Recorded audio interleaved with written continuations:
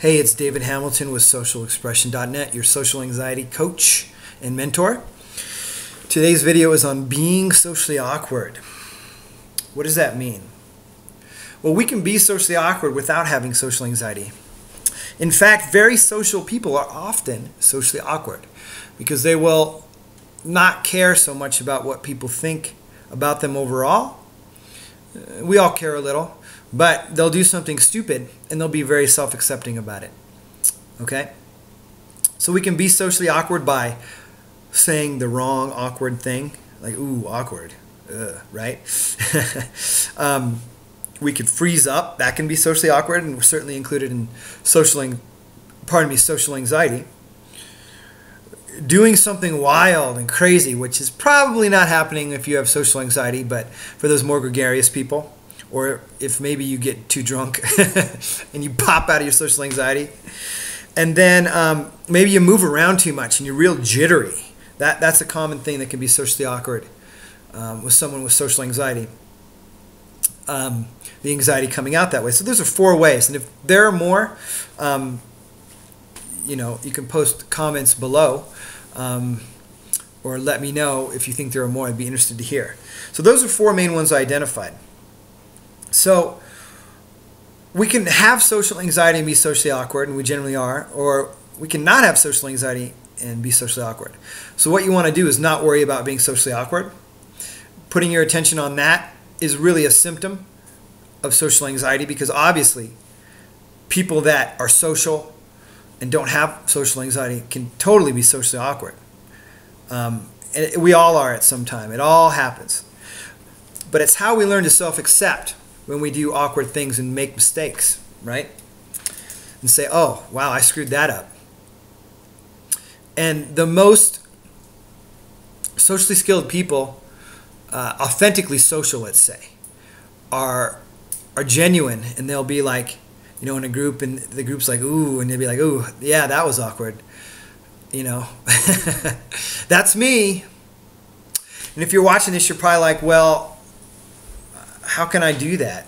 Well, you don't self-accept, so we got to take a look at how to get you to start self-accepting, right? Self-acceptance practice. Self-compassion practice, very powerful. There are things you can do like meta meditation, loving kindness meditation. These come from the Eastern philosophies. They're very, very powerful.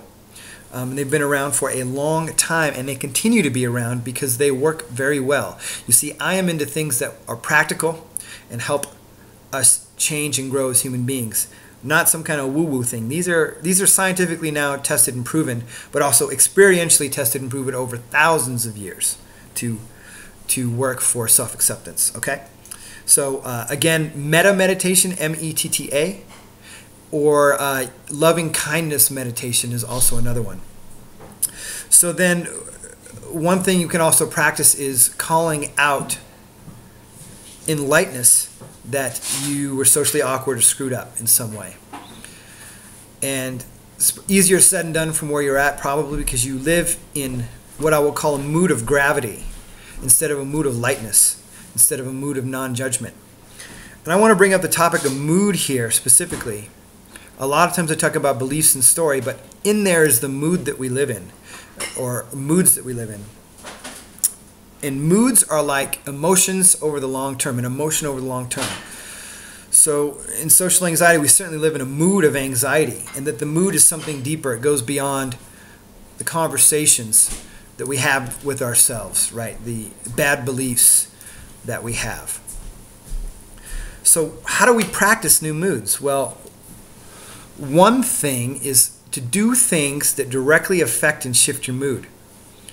And it's gonna sound simple and obvious, but music, uplifting music of some kind, is a great way to do this. Music affects mood. Beat, the pulsation of the beat actually has an effect on our brains, like brain, the way the frequency hits of a certain beat. So if you're listening to really noisy heavy metal music, it's probably not going to be conducive to a mood of lightness. I love that kind of music. I grew up on that.